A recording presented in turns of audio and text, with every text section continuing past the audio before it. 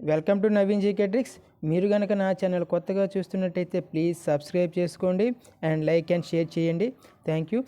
ఈరోజు అనగా జనవరి 22, 2026కు సంబంధించి కరెంట్ అఫైర్స్ ఏమున్నాయో ముందుగా చూద్దాం. మొదటి కరెంట్ అఫైర్ ఏంటంటే ఇండెక్సెస్ అనేది మనకి చాలా ఇంపార్టెంట్ అంటే టాపిక్. నంబియో సేఫ్టీ ఇండెక్స్ 2026 దీనిని విడుదల చేసిన సంస్థ నంబియో. అయితే ఇది సెర్బియాలోని బెల్గ్రేడ్ కేంద్రంగా పనిచేయడం జరుగుతుంది.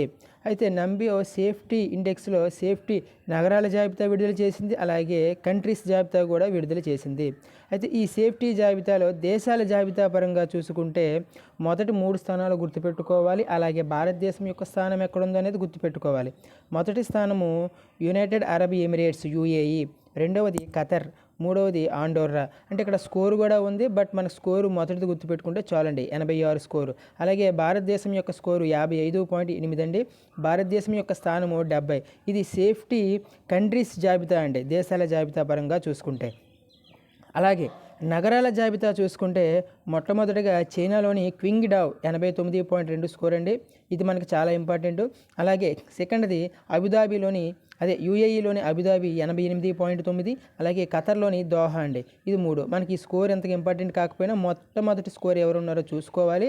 దాంతోపాటు భారత్ యొక్క స్కోరు కూడా మనం చూసుకోవాలి. అయితే నగరాల జాబితాలో భారత్ యొక్క స్థానం 46 అండి. భారత్ నుంచి ఏ నగరం ఎన్నికైందంటే కర్ణాటకలోని మంగళూరు అండి, 74.4% స్కోరుతో భారతదేశం 46వ స్థానంలో నిలిచింది. అయితే మొదటి 3 స్థానాలు UAE, ఖతర్, అండోర్రా. దేశాల పరంగా చూసుకుంటే భారత్ యొక్క స్థానం 70. అలాగే నగరాల పరంగా చూసుకుంటే భారత్ యొక్క స్థానం 46. మొదటి స్థానం చైనాలోని క్వింగ్డావ్, ఇది గుర్తుపెట్టుకోండి. నెక్స్ట్ అలాగే చివరి స్థానము దేశాల పరంగా చూసుకుంటే 150వ స్థానంలో ఉందండి. పపువా న్యూగినియా లాస్ట్ స్థానంలో నిలవడం జరిగింది.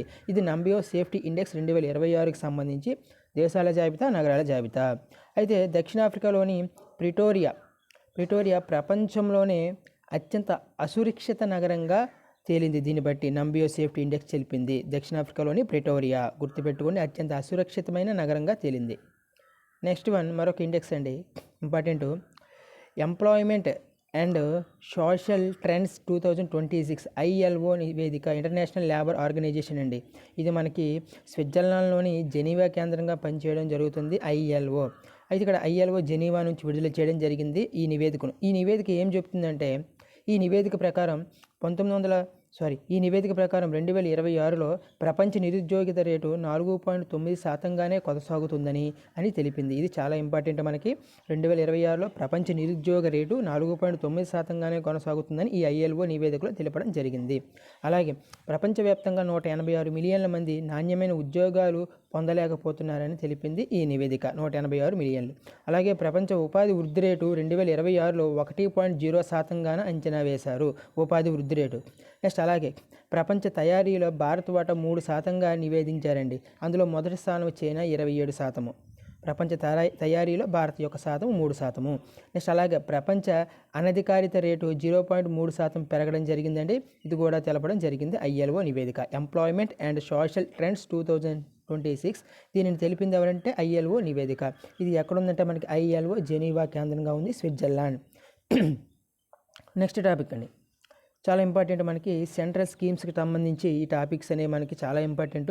అయితే రీసెంట్గా వచ్చిన టాపిక్ ఏంటంటే అటల్ పెన్షన్ యోజన అనే కేంద్ర పథకాన్ని మరో 5 ఏళ్ళు అంటే 2030-31 వరకు పొడిగిస్తూ కేంద్ర ప్రభుత్వం ఉత్తర్వులు జారీ చేసిందండి. అసలు ఏమిటి ఈ అటల్ పెన్షన్ యోజన అనేది ముందు తెలుసుకుందాం. అసలు ఈ అసంఘటిత రంగ కార్మికులు ఉంటారు కదండి, యాక్చువల్గా ప్రభుత్వ ఉద్యోగులకు వాళ్ళ తర్వాత పెన్షన్స్ ఇవన్నీ రావడం జరుగుతుంది రిటైర్మెంట్ తర్వాత. కానీ అసంఘటిత రంగ కార్మికులకు అటువంటి ఉండవు. కాబట్టి ఈ పెన్షన్ అందించే ఉద్దేశంతో అటల్ పెన్షన్ యోజన APY పథకాన్ని 30-31 సంవత్సరం వరకు పొడిగించారు. 2030-31 వరకు పొడిగించడం జరిగింది. అయితే ఈ అటల్ పెన్షన్ యోజన అనేది ఎప్పుడు ప్రారంభమైనది మనకి ఇంపార్టెంట్. 2015 మే 9న ఏర్పడడం జరిగిందండి. 2015 మే 9న ప్రారంభమై ఈ పథకం 2026 జనవరి 19 నాటికి 8.66 కోట్ల మంది చందాదారులుగా చేరడం జరిగింది. ఓకేనా, చాలా ఇంపార్టెంట్. నెంబర్ ఆఫ్ టైమ్స్ ఎగ్జామ్స్కి అడిగాడు వీటి పథకాన్ని గురించి, ఎంతమంది వీటికి ఈ పథకానికి సంబంధించి ఏ వయసు వాళ్ళు అర్హత ఇవన్నీ కూడా అడుగుతాడండి. అయితే ఈ పథకం 60 ఏళ్ళు దాటాక పెన్షన్ అందాలనే ఉద్దేశంతో కేంద్రం ఈ పథకాన్ని తీసుకువచ్చింది. అయితే ఈ పథకంలో భాగంగా నెలకు పెన్షన్లో భాగంగా 60 ఏళ్ళ తర్వాత 1000 నుంచి 5000 వరకు పెన్షన్ అందుతుందండి, 1000 నుంచి 5000 వరకు. అయితే దీనికి ఎవరు అర్హులు అంటే 18 నుంచి 40 సంవత్సరాల మధ్య వయసున్న వ్యక్తులు దీనికి అర్హులు. గుర్తుపెట్టుకోండి, 18 to 40. అయితే అందుకు అనుగుణంగా ప్రతి నెల ప్రీమియంలు చెల్లింపులు చేయాల్సి ఉంటుందండి. అయితే 18 ఏళ్ళకే చేరిన వారికి నెలకి ₹42 నుంచి ₹210, లేదా 40 ఏళ్ళ వయసులో చేరిన వారికి నెలకు $291 నుంచి ₹1454 చెల్లించవలసి ఉంటుంది. అంటే ఏజ్ బట్టి ప్రీమియం అనేది చెల్లించాల్సి ఉంటుందండి.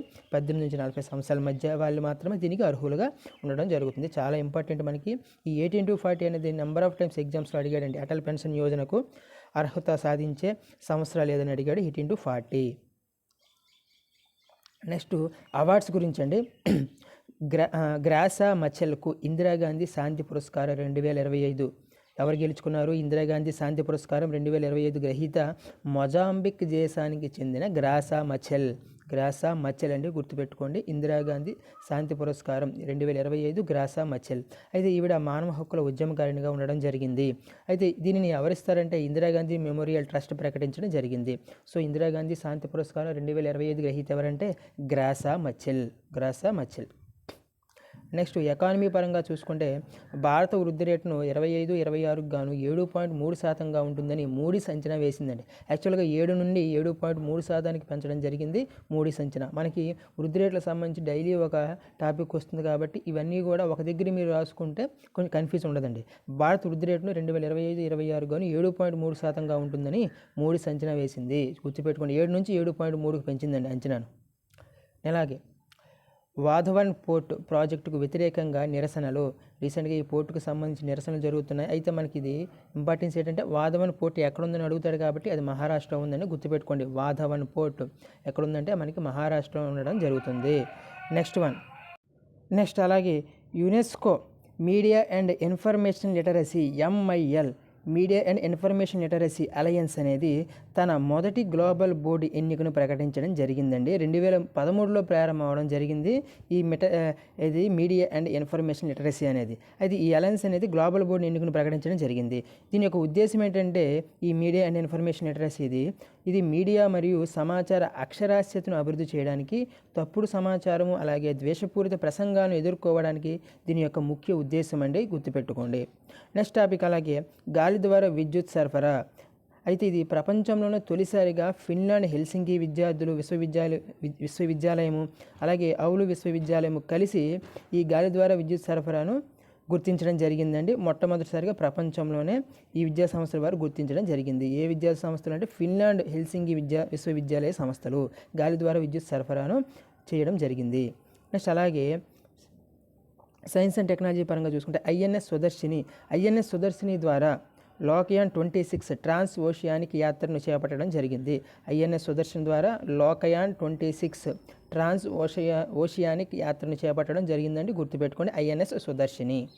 నెక్స్ట్ స్పోర్ట్స్కి సంబంధించి గూగుల్ జెమినీ ఏఐతో BCCI 270 కోట్ల స్పాన్సర్షిప్ ఒప్పందం అండి కుదుర్చుకుంది. మనకి త్వరలో జరగబోయే IPL నుంచి స్టార్ట్ అవబోతుంది. గూగుల్ జెమినీ ఏఐతో BCCI 270 కోట్ల స్పాన్సర్షిప్ ఒప్పందం కుదుర్చుకుంది, గుర్తుపెట్టుకోండి. నెక్స్ట్ అలాగే అయోధ్య మ్యూజియానికి 233 ఏళ్ల క్రిందట రామాయణం. అయోధ్యలోని అంతర్జాతీయ రామకథ గ్రంథాలయానికి 233 ఏళ్ల క్రిందటి అరుదైన వాల్మీకి రామాయణము సంస్కృత రాతపత్రులను అందజేస్తున్నట్లు కేంద్ర సాంస్కృతిక మంత్రివర్యులు తెలపడం జరిగింది. మంత్రిశాఖ అనేది ఇవ్వడం జరిగింది. అయోధ్యలోని అంతర్జాతీయ రామకథా గ్రంథాలయానికి 233 ఏళ్ల కిందటి అరుదైన వాల్మీకి రామాయణ సంస్కృత రాతపత్రులను అందజేస్తున్నట్టు కేంద్ర సాంస్కృతిక శాఖ తెలపడం జరిగింది. అయితే మహేశ్వర తీర్థ శాస్త్రి వ్యాఖ్యానంతో ఉన్న 1792 నాటి ఈ వాల్మీకి రామాయణాన్ని సంస్కృతంలోని దేవనాగరి లిపిలో రాసి ఉన్నట్లు వివరించడం జరిగింది. గుర్తుపెట్టుకోండి, 233 ఇయర్స్ అండి కిందటి రామాయణం సంబంధించి గుర్తుపెట్టుకోవాలి. నెక్స్ట్ టాపిక్ వీధి కుక్కల బెడదను ఎదుర్కోవడానికి పంజాబ్లోని లూథియానాలో మొదటి కుక్కల అభయారణ్యం పైలట్ ప్రాజెక్టుగా అమలు చేయడం జరిగిందండి. వీధి కుక్కల బెడదను ఎదుర్కోవడానికి పంజాబ్లోని లూథియానాలో మొదటి కుక్కల అభయారణ్యాన్ని పైలట్ ప్రాజెక్టుగా అమలు చేయడం జరిగింది, గుర్తుపెట్టుకోండి. ఇదండి ఈ రోజుకి సంబంధించి కరెంట్ అఫైర్స్. వీలైతే సబ్స్క్రైబ్ చేయండి అండ్ షేర్ చేయండి, లైక్ చేయండి. Thank you. రేపటి క్లాస్లో మళ్ళీ కలుద్దాం.